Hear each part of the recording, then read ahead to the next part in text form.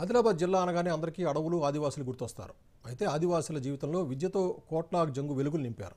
గోండీ లిపి ఆవిష్కర్త, గోండీ గుణింతాలు గణిత సృష్టికర్త కోట్నాగ్ జంగు ఇటీవల కన్నుమూయటం విషాదాన్ని నింపింది. జంగు మృతికి గోండు సమాజ పెద్దలు సంతాపం వ్యక్తం చేశారు. వివరాలు చూద్దాం.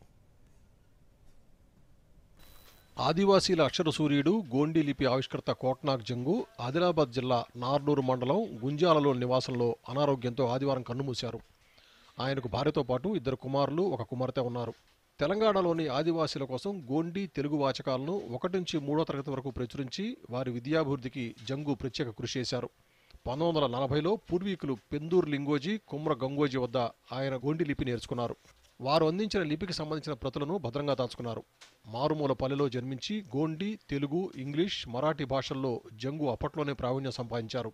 గుంజాల గ్రామానికి వచ్చిన ప్రొఫెసర్ జయధీర్ తిరుమలరావుకు గోండీ లిపి ప్రతులను జంగు చూపించారు.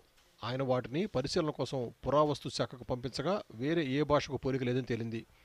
దీంతో కోట్నాగ్ జంగు 2014లో గుంజాల గ్రామంలో గోండీ లిపి అధ్యయన కేంద్రం ఏర్పాటు చేశారు. గోండీ లిపి ప్రపంచానికి తెలిసేలా చేయడంలో ప్రముఖ పాత్ర పోషించారు. లిపికి సంబంధించిన ప్రతులు భద్రంగా దాచి ప్రస్తుత తరానికి అందించారు. అప్పటి కలెక్టర్ అహ్మద్ బాబు, ఐటీడీఏ పీఓ జనార్దన్ నివాస్ సహకారంతో ఉమ్మడి జిల్లా వ్యాప్తంగా మొత్తం 14 పాఠశాలలు నెలకొల్పి 400 మంది విద్యార్థులకు గోండీ లిపిలో విద్యాబోధన చేశారు. గోండీ లిపిలో 2014లో మొదటి వాచకం, 2016లో రెండో వాచకం రాశారు. మారుమూల ఆదివాసీ గ్రామాల్లో ఉండే చిన్నారులు వారి మాతృభాషలోనే చదువుకునే విధంగా విద్యాభివృద్ధికి బాటలు వేశారు. తండ్రి బాటలోనే ఆయన చిన్న కుమారుడు కోట్నాక్ వినాయకరావు గోండీ భాషలో వివిధ రచనలకు శ్రీకారం చుట్టారు. తండ్రి ఆశయ సాధనకు కృషి చేస్తారని దూరదర్శన్ తెలిపారు.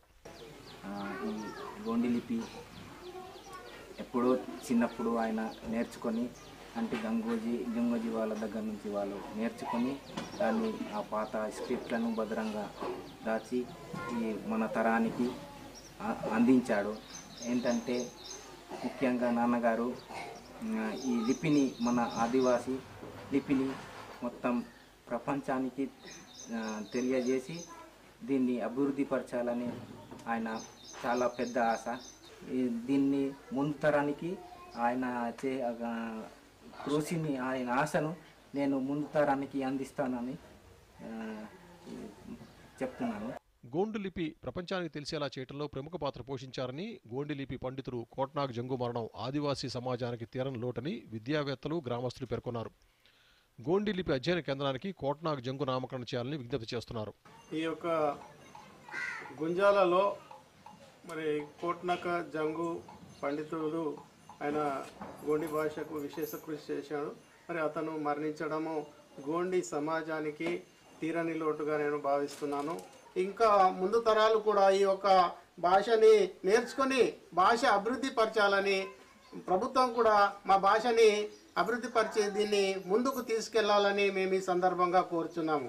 ఆయన ఇక మనకు లేని లోటు చాలా బాధాకరమే.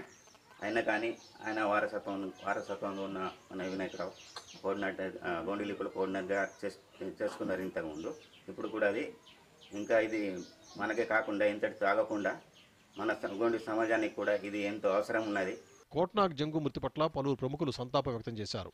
ఆయన గోండి లిపి కోసం చేసిన కృషిని గుర్తు చేసుకుంటున్నారు. Bureau report, Doordarshan news.